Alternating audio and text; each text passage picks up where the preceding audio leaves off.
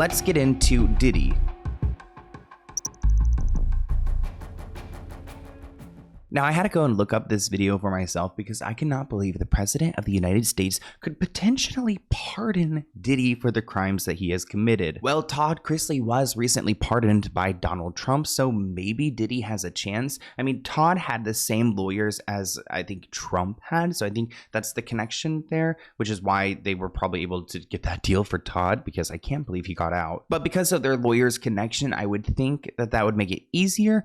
I mean, it would be outrageous if he actually pardoned Diddy. I actually looked at this video, like I said, and Trump said that he hadn't been paying attention to the Diddy trial. He said he saw that it's been making a lot of press, but he's not paying attention to it.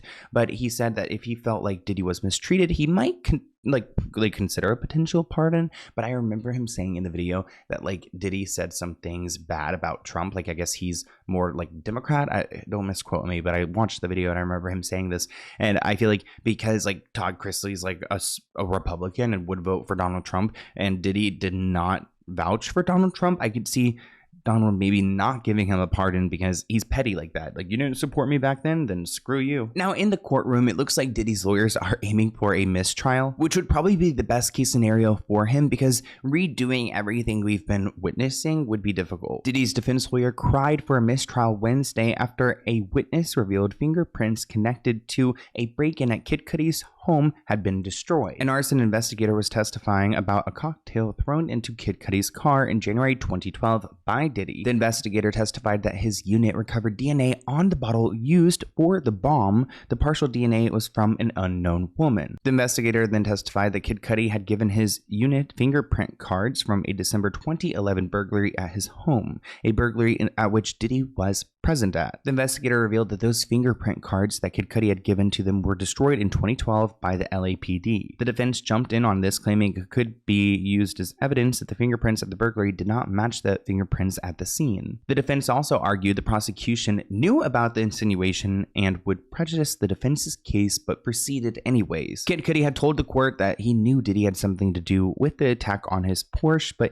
admitted that there were no witnesses, fingerprints, or proof linking Diddy to the arson. It's like it was a perfect crime, and that's the problem with a lot of Diddy's work, is that it's all been perfectly executed, so the government's having a difficult time right now. On the other hand, it seems like his daughters are having a splendid time, and if you guys have been following me on my main channel, you would know about the one video we talked about Diddy's adopted daughter that like is in trouble. Well, they recently spotted her again in a video of Diddy's twins with her, and there are some people concerned that this like girl needs to be rescued. Regretting, and we're gonna take our cousin Kwai and our best friend Ava.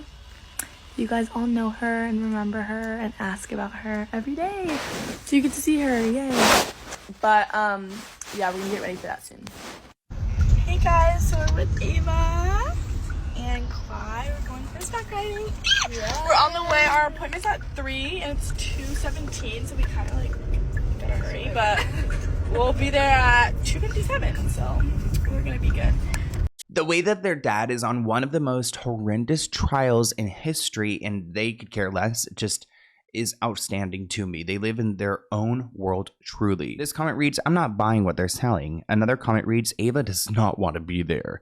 Another person writes, "Ava is not smiling." And finally, "Something is not right." And just a reminder, this girl named Ava that would be seen with Diddy and his daughters went viral like a year ago because they felt like this relationship was inappropriate. My name's Ava. I'm a Scorpio. No. What's your last name? Oh, Ava Combs. What's your other last name? Ava Baroni. Ava Baroni Combs? Yes, it was breaking news. Diddy adopted a white child.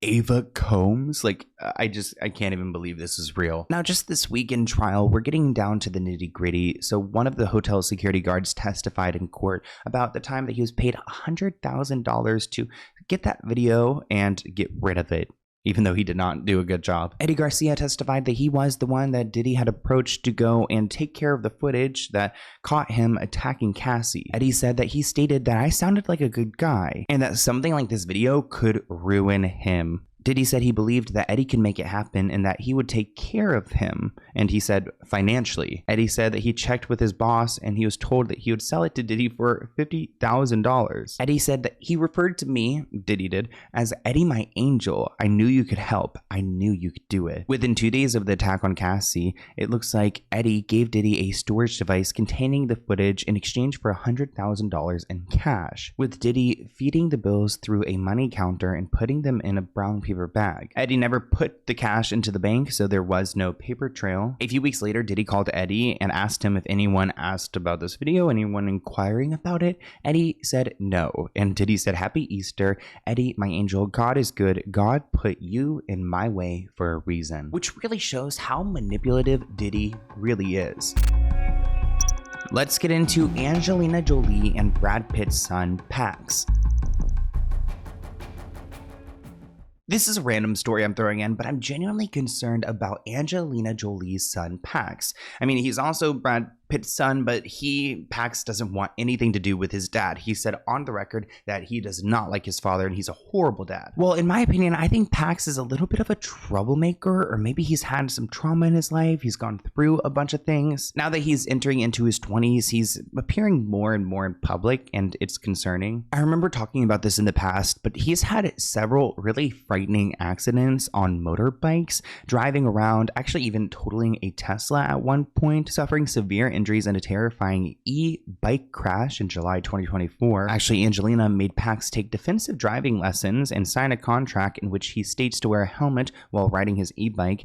So it looks like it has problems. I mean, if Angelina needs to create a contract for him to sign. That all happened in 2024, and now it's 2025 and he's clubbing. Pax is entering into his club era because he was seen recently going to a bunch of different clubs with his friends. They stopped at Deja Vu Showgirls, a strip club. The group's night reportedly started at the Chateau Marmont, where a lot of celebrities go, where they partied and headed to the club just before 2 a.m., which this report says he's 20. Is he 21? I don't know. Maybe he's turning 21. Reports claim that witnesses say that his posture was pretty bad. He was leaning over. It seems like he was pretty drunk and leaning on his friends for support. At one point, a friend helped him clean his face, a small but telling moment suggesting that he might have been too deep into the cocktails. It looks like security was at the entrance and was seen checking IDs and patting down patrons, but I wonder if he had a fake ID. I don't know. That could get the bar probably in a lot of trouble. Once inside, the group reportedly kept things moving, continuing to party later at a private residence. This recent outing adds a little bit more a dimension to what Pax is going through. I mean, last year he was crashing every type of vehicle that is out there. Now he's 20, he parties, he's riding his e-bikes around, and he's navigating adulthood with two of the most famous parents in the world. Something about that situation just gives me a bad gut feeling because I feel like his parents maybe aren't entirely present and he's gonna be Hollywood trouble. Thank you for watching this clip from the Let's Get Into It podcast. To view the full episode, visit the link listed below.